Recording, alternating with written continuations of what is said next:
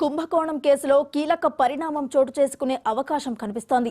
ఈ కేసులో నిందితుడిగా ఉన్న మాజీ సీఎస్ సోమేష్ కుమార్ తో పాటు ఈ కేసుకు సంబంధించి ఉన్న మరికొందరికి నోటీసులు ఇచ్చేందుకు సిఐడి అధికారులు సిద్ధమవుతున్నారు. కొద్ది రోజుల్లోనే వీరికి నోటీసులు అందించేందుకు అధికారులు ఏర్పాట్లు చేస్తున్నట్లు తెలుస్తోంది. మొదట ఈ కేసు దర్యాప్తును హైదరాబాద్ సిసిఎస్ పోలీసులు చేపట్టారు. కేసు తీవ్రత దృష్ట్యా ప్రభుత్వం ఈ కేసును సిఐడికి అప్పగించింది.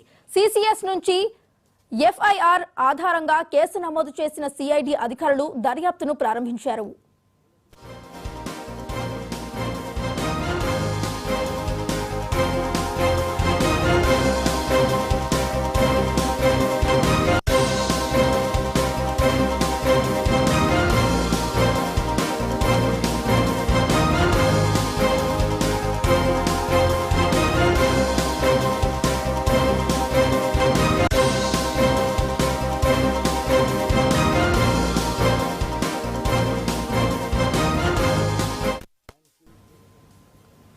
దర్యాప్తులో భాగంగా సిఐడి అధికారులకు కీలక సమాచారం అందించినట్లు తెలుస్తోంది. ఈ సమాచారం మేరకే మాజీ సీఎస్ సోమేష్ కుమార్ తో సహా నిందితులుగా ఆరోపణలు ఎదుర్కొంటున్న సర్వీస్ ట్యాక్స్ అదనపు commissioner SV Kashi Vishweshwararao, deputy commissioner Shivaram Prasad, assistant professor Shobhan Babu, ప్లియాంటో టెక్నాలజీస్ కంపెనీ నిర్వాహకులకు నోటీసులు అందించేందుకు అధికారులు సిద్ధమవుతున్నారు.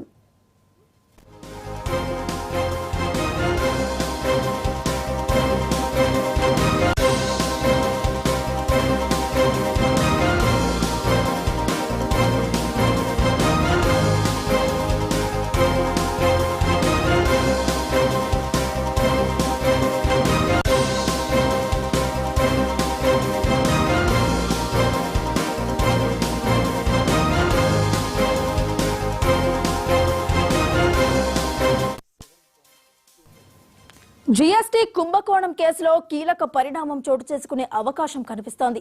ఈ కేసులో నిందితుడిగా ఉన్న మాజీ సీఎస్ సోమేష్ కుమార్ తో పాటు ఈ కేసుతో సంబంధం ఉన్న మరికొందరికి నోటీసులు ఇచ్చేందుకు సిఐడి అధికారులు సిద్ధమవుతున్నారు. కొద్ది రోజుల్లోనే వీరికి నోటీసులు అందించేందుకు అధికారులు ఏర్పాటు చేస్తున్నట్లు తెలిసింది. మరి ఇదే అంశానికి సంబంధించి మరింత సమాచారాన్ని మా క్రైమ్ బ్యూరో చీఫ్ మధు అందిస్తారు. మధు, చెప్పండి. మాజీ కమిషనర్ శ్రీదేవి ఇచ్చినటువంటి కంప్లైంట్ ఆధారంగా జీఎస్టీలో అసలు ఏం జరిగింది, ఈ మొత్తం వ్యవహారంలో ఉన్నటువంటి నిందితులు ఎవరు అనే దాని మీద పూర్తి స్థాయిలో డీటెయిల్స్ అన్ని కూడా బయటకు తీయబోతున్నారు పోలీసులు. అయితే ప్రధానంగా మనం చూసుకుంటే మాజీ సీఎస్ సోమేష్ కుమార్ ఇందులో ప్రమేయం ఉండడము, ఆయనకు సంబంధించి కూడా ఇప్పటికే నోటీసులు ఇవ్వడానికి కూడా పోలీసు అధికారులు సిద్ధమయ్యారు. ఈ కుంభకోణం అసలు ఎక్కడెక్కడ జరిగింది, ఈ జరగడానికి గల కారణాలు ఏంటి, ఎవరి ప్రోత్బలంతో ఈ జీఎస్టీ కుంభకోణం వెలుగులోకి వచ్చింది అనే దాని మీద రైట్ నౌ అయితే దర్యాప్తు మొదలవుతుందని చెప్పవచ్చు. నోటీసులు ఇవ్వడానికి ప్రధానంగా కూడా మాజీ సీఎస్ కు సోమేష్ కుమార్ కు నోటీసులు ఇవ్వడానికి అయితే అధికారులు సిద్ధమయ్యారు. అయితే నోటీసులు ఇచ్చేటటువంటి ప్రక్రియ ఏదైతుందో వాటన్నిటి మీద ప్రస్తుతం న్యాయపరంగా ఉన్నటువంటి చిక్కులన్నింటినీ కూడా వాళ్ళు ఇబ్బందులు రాకుండా, ఫ్యూచర్ లో ఇబ్బందులు రాకుండా చూసేందుకు కావాల్సినటువంటి అన్ని ఏర్పాట్లను అయితే చేయడం జరుగుతుంది. ప్రస్తుతం మనం చూసుకుంటే మాత్రము తెలంగాణలో జరిగినటువంటి ఈ జీఎస్టీ కుంభకోణము అసలు ఏ ఏ జిల్లాలలో జరిగింది, ఎక్కడ జరిగింది అనే దాని మీద అయితే వివరాలు ఆరాధిస్తున్నారు. సో ఈ నేపథ్యంలోనే ఉన్నటువంటి సమాచారం ఆధారంగా కూడా అతి త్వరలోనే సోమేష్ కుమార్ కు నోటీసులు ఇచ్చేసి దాని మీద ఆయన వివరణ కూడా అడగబోతున్నారు. వన్స్ వివరణ ఇచ్చిన తర్వాత పూర్తి స్థాయిలో కూడా ఈ కేసుకు సంబంధించి ఫర్దర్ గా కూడా ఇన్వెస్టిగేషన్ మొదలుపెట్టే అవకాశం ఉంది. డెఫినెట్ గా ఈ జీఎస్టీ కుంభకోణంలో కొంతమంది అధికారుల ప్రమేయం ఉంది అని తెలియడంతో ఇప్పుడైతే మాజీ కమిషనర్ శ్రీదేవి ఇచ్చినటువంటి కంప్లైంట్ ఏదైతే ఉందో ఆ కంప్లైంట్ ఆధారంగా పూర్తిగా ఈ కుంభకోణం అంతా కూడా బయటకు వచ్చింది. వన్స్ ఈ కుంభకోణం ఎప్పుడైతే బయటకు వచ్చిందో అప్పుడు సీఎస్ సోమేష్ కుమార్ కూడా పేరు రావడము, దాంతో పాటు కొంతమంది అధికారులు, ఉన్నతాధికారుల పేర్లు కూడా బయటకు రావడంతో వారందరికీ కూడా నోటీసులు ఇచ్చి అవసరం అనుకుంటే అరెస్ట్ చేయడానికి కూడా అధికారులు సిద్ధమవుతున్నారు. మధు, మరి మొదట్లో ఈ కేసుకు సంబంధించి హైదరాబాద్ సిసిఎస్ పోలీసులు అయితే చేపట్టినట్టు తెలుస్తోంది. మరి ఇప్పుడు సిఐడికి అప్పగించడానికి కారణాలు ఏమై ఉండొచ్చు?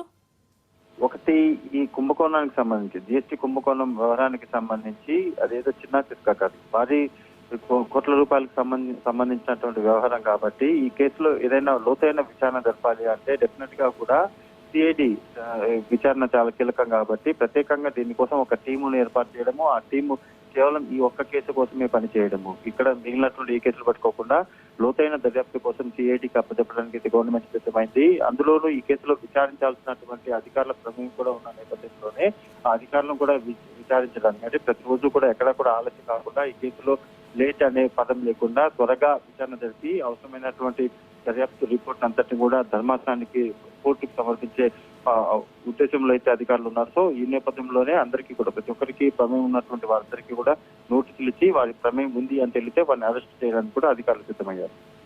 Right, thank you Madhu.